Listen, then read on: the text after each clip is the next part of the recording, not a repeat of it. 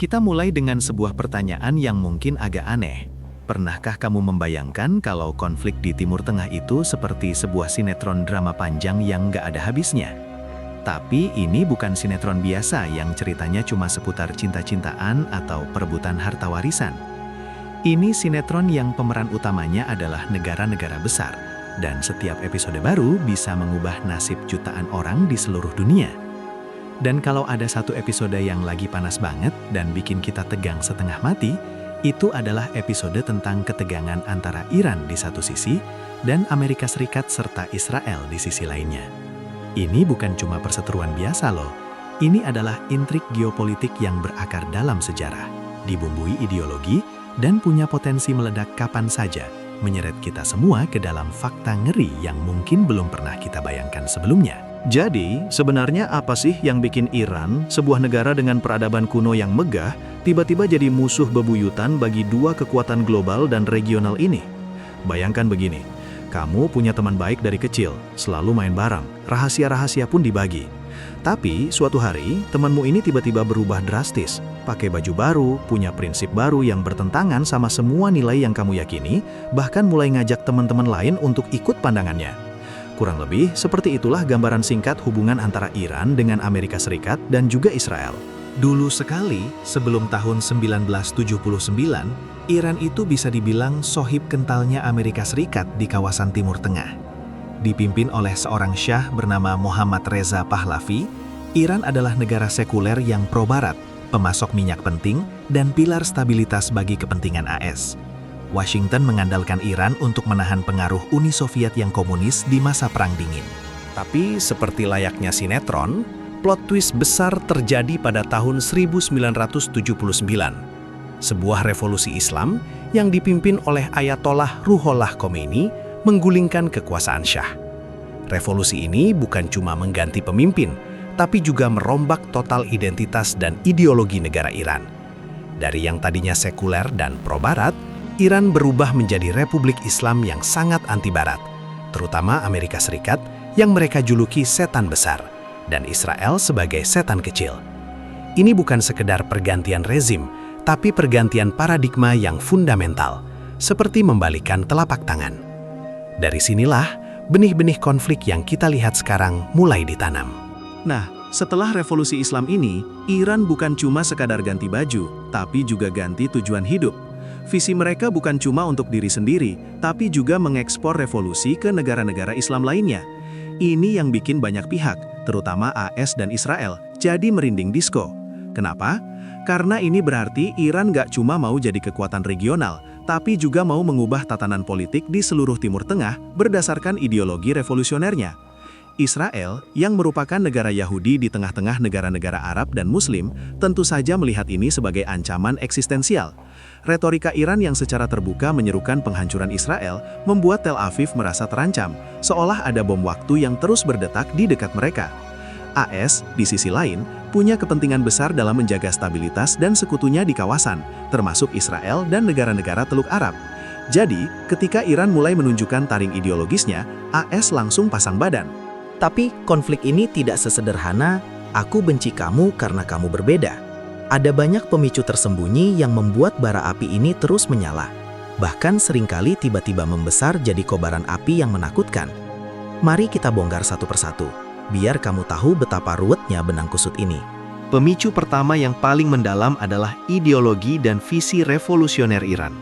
Bayangkan begini, Iran pasca revolusi itu seperti sebuah startup baru yang punya visi super ambisius dan berani beda dari semua perusahaan lain di pasaran. Mereka nggak cuma ingin jadi pemain lokal, tapi ingin jadi disruptor global. Ideologi mereka adalah menentang hegemoni Barat, mendukung perjuangan rakyat tertindas, dan membebaskan tempat-tempat suci umat Islam, termasuk Yerusalem. Nah, ini kan langsung bentrok sama kepentingan AS yang ingin menjaga status quo dan pengaruhnya di Timur Tengah, serta Israel yang mengklaim Yerusalem sebagai ibu kotanya. Retorika anti-Amerika dan anti-Israel bukan cuma slogan politik, tapi sudah jadi bagian dari identitas nasional Iran. Jadi selama ideologi ini masih jadi pilar utama negara, konflik ini akan sulit diredakan. Ini ibarat dua orang yang beda keyakinan fundamental tentang bagaimana dunia harus berjalan. Susah banget buat akur. Pemicu kedua adalah strategi perang proksi. Ini nih, bagian yang sering bikin bingung dan paling licik. Daripada perang terbuka yang mahal dan beresiko, Iran itu jago banget main catur lewat tangan ketiga atau kelompok-kelompok sekutu yang didukungnya. Ibaratnya, kamu mau berantem sama seseorang, tapi kamu nyuruh temanmu yang lain buat mukul dia, biar kamu nggak langsung kena getahnya. Iran punya jejaring proksi yang kuat di seluruh Timur Tengah, seperti Hizbullah di Lebanon, kelompok Houthi di Yaman, dan berbagai milisi di Irak dan Suriah, serta kelompok seperti Hamas dan Jihad Islam Palestina di Gaza. Mereka ini bukan tentara resmi Iran, tapi mereka menerima dukungan finansial, pelatihan, dan senjata dari Iran. Kehadiran dan aktivitas kelompok-kelompok proksi ini membuat Iran bisa memperluas pengaruhnya tanpa harus menghadapi konfrontasi langsung dengan AS atau Israel. Misalnya, serangan roket dari Gaza ke Israel atau serangan drone Houthi ke Arab Saudi seringkali dianggap sebagai balasan tidak langsung dari Iran. Ini membuat AS dan Israel frustasi karena mereka tahu Iran ada di balik layar, tapi sulit untuk menargetkan Iran secara langsung tanpa memicu perang yang lebih besar. Pemicu ketiga yang gak kalah bikin deg-degan adalah program nuklir Iran. Ini ibarat tetangga sebelah yang lagi asyik ngerakit sesuatu di gudangnya. Dia bilang itu cuma buat bikin kembang api biasa, tapi kamu dan tetangga lainnya curiga dia lagi ngerakit bom yang bisa meledakkan satu kompleks perumahan. Iran selalu bersikeras bahwa program nuklirnya murni untuk tujuan damai, yaitu pembangkit listrik dan keperluan medis.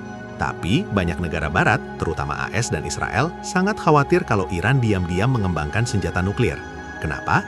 Karena Iran dengan senjata nuklir akan mengubah total keseimbangan kekuatan di Timur Tengah. Israel yang diyakini punya senjata nuklir tapi nggak pernah mengakuinya, pasti nggak mau Iran juga punya. AS juga nggak mau ada proliferasi senjata nuklir di kawasan yang sudah labil ini.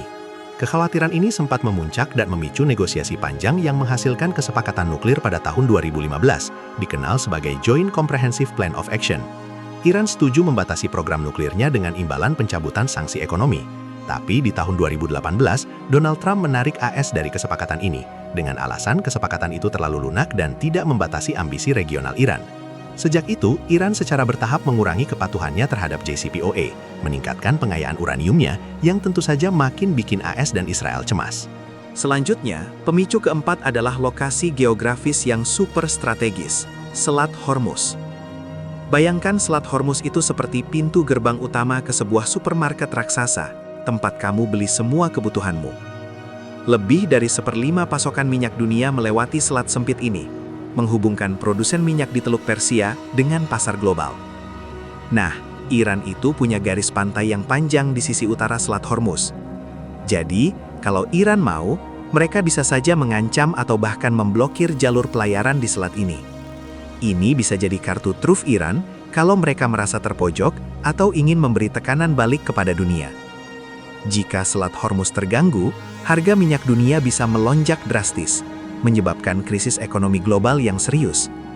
Ini adalah salah satu fakta ngeri yang bisa langsung dirasakan dampaknya oleh kita semua, dimanapun kita berada. Ancaman Iran terhadap Selat Hormuz ini bukan gertak sambal belaka. Beberapa kali terjadi insiden kapal tanker yang diserang atau ditahan di perairan tersebut, semakin menambah daftar panjang ketegangan. Pemicu kelima adalah sanksi ekonomi yang diberikan oleh Amerika Serikat dan sekutunya. Ini adalah senjata andalan AS untuk melumpuhkan Iran tanpa harus menembakkan satu peluru pun. Bayangkan, kamu dihukum gak boleh jajan di kantin sekolah, dan semua teman-temanmu juga dilarang jualan ke kamu. Akhirnya kamu kelaparan, serba kekurangan, dan mulai cari cara buat curang atau berontak. Itulah yang dialami Iran. Sanksi ini menargetkan sektor minyak, perbankan, dan industri vital lainnya di Iran, bertujuan untuk membatasi kemampuan Iran mendanai program nuklirnya, dukungan terhadap proksi, dan ambisi regionalnya. Akibatnya ekonomi Iran babak belur, inflasi meroket, dan rakyatnya menderita. Tapi alih-alih menyerah, Iran justru seringkali bereaksi dengan memperkuat tekadnya, mencari celah untuk menghindari sanksi, atau bahkan meningkatkan aktivitas nuklirnya sebagai bentuk balasan. Ini jadi lingkaran setan yang sulit diputus. Sanksi diberikan, Iran merespon dengan cara yang membuat sanksi diperketat lagi, dan seterusnya. Terakhir, pemicu yang seringkali tersembunyi di balik layar adalah politik internal Iran. Konflik antara Iran dan AS Israel ini bukan cuma soal kebijakan luar negeri, tapi juga soal siapa yang berkuasa di Teheran. Iran sendiri punya faksi-faksi politik yang berbeda. antara kubu reformis yang cenderung lebih terbuka dan ingin berdialog dengan Barat, dan kubu garis keras yang sangat setia pada prinsip revolusi dan anti-Barat. Pemimpin tertinggi Iran, Ayatollah Ali Khamenei, punya kekuasaan absolut dan biasanya mendukung faksi garis keras. Institusi seperti Garda Revolusi Iran juga punya kekuasaan politik dan militer yang sangat besar, seringkali menjalankan kebijakan luar negeri mereka sendiri yang militan, terlepas dari pemerintah sipil. Jadi, perseteruan ini juga digunakan oleh faksi-faksi di Iran untuk mengamankan kekuasaan dan pengaruh mereka. Ini membuat kebijakan Iran jadi kadang sulit ditebak, dan negosiasi jadi makin rumit karena ada banyak kepentingan yang bermain di dalamnya. Dengan semua pemicu tersembunyi ini, tidak heran kalau jalan menuju perang itu terasa makin dekat. Kita sering melihat berita tentang insiden yang bikin jantung berdebar kencang, misalnya serangan drone yang nyaris memicu perang terbuka, atau serangan misterius terhadap kapal tangker minyak di Teluk Oman. Ada juga kasus-kasus pembunuhan target tinggi, seperti pembunuhan Jenderal Qasem Soleimani, Komandan Pasukan Quds Garda Revolusi Iran, oleh serangan drone AS pada awal 2020. Ini adalah insiden yang luar biasa berani dan sangat provokatif, memicu kekhawatiran global akan perang besar. Iran membalas dengan serangan rudal ke pangkalan militer AS di Irak, tapi untungnya tidak ada korban jiwa serius yang dilaporkan. Selain itu, beberapa ilmuwan nuklir Iran juga tewas dalam serangan misterius, yang seringkali ditudingkan kepada Israel. Semua ini adalah serangan balik dan provokasi yang saling berbalasan, membuat kawasan ini seperti ladang ranjau yang bisa meledak kapan saja. Lalu, apa yang membuat ini tidak langsung pecah jadi perang terbuka? Ada beberapa faktor. Pertama, Iran tahu betul kekuatan militer AS dan Israel jauh lebih unggul, dan perang terbuka akan sangat merugikan mereka. Kedua, AS dan Israel juga tahu bahwa menyerang Iran secara langsung akan memicu perang regional yang sangat besar dan tidak terprediksi, melibatkan banyak pihak dan berpotensi mengganggu pasokan minyak global. Ini adalah jalan tengah yang berbahaya, di mana kedua belah pihak saling mengintimidasi dan menyerang secara tidak langsung, berharap lawan akan menyerah tanpa harus memulai perang skala penuh. Namun, setiap insiden adalah pertaruhan besar, dan salah perhitungan sedikit saja bisa memicu bencana. Sekarang, mari kita bicara soal pertanyaan paling sensitif dan penuh spekulasi. Ali Khamenei tiada? Ayatollah Ali Khamenei adalah pemimpin tertinggi Iran sejak tahun 1989 setelah wafatnya Ayatollah Khomeini. Dia adalah pemegang kekuasaan tertinggi di Iran, memiliki wewenang untuk mengambil keputusan final dalam semua urusan negara, termasuk kebijakan luar negeri dan program nuklir. Bisa dibilang, dia adalah CEO dari startup Republik Islam Iran dengan kekuasaan yang hampir tak terbatas. Namun, Khamenei kini sudah berusia 80-an tahun, dan laporan tentang kesehatannya yang menurun seringkali beredar. Pertanyaan tentang siapa yang akan menggantikannya adalah salah satu isu paling krusial dan dijaga ketat di Iran, karena suksesi ini bisa menentukan arah masa depan negara itu. Siapa saja sih kandidat potensial untuk menggantikan Khamenei? Ada beberapa nama yang sering disebut-sebut, biasanya dari kalangan ulama senior yang punya pengaruh besar di Majelis Ahli, sebuah badan yang bertanggung jawab memilih pemimpin tertinggi berikutnya. Salah satu nama yang sering muncul adalah Presiden Iran saat ini, Ibrahim Raisi, yang dikenal sebagai sosok konservatif garis keras dan punya kedekatan dengan Khamenei. Ada juga nama Mojtaba Khamenei, putra dari Ayatollah Ali Khamenei sendiri, meskipun sistem di Iran secara resmi menolak suksesi berdasarkan keturunan. Pergantian kepemimpinan ini akan menjadi momen yang sangat genting. Apakah penggantinya akan mempertahankan kebijakan garis keras yang anti-Barat dan anti-Israel, atau justru akan ada pergeseran menuju pendekatan yang lebih pragmatis dan moderat? Ini adalah pertanyaan besar yang punya implikasi signifikan, tidak hanya untuk Iran, tapi juga untuk seluruh Timur Tengah dan dunia. Jika penggantinya adalah sosok yang lebih moderat, mungkin ada harapan untuk meredakan ketegangan. Namun jika yang berkuasa adalah figur yang lebih ekstrim, maka jalan menuju perang bisa jadi semakin cepat. Dan inilah bagian yang paling bikin kita merinding. Fakta ngeri. Apa yang akan terjadi jika konflik antara Iran dan AS Israel benar-benar meledak jadi perang skala penuh? Ini bukan cuma sekedar film action Hollywood loh.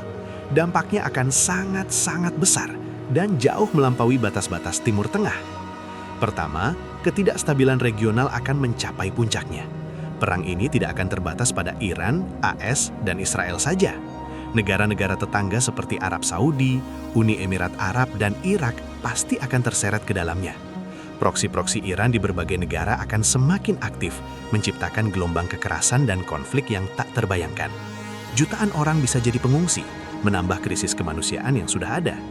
Kedua, dampak ekonomi global akan sangat parah. Ingat Selat Hormuz? Jika jalur itu benar-benar terblokir atau terganggu, pasokan minyak dunia akan terhenti sebagian besar.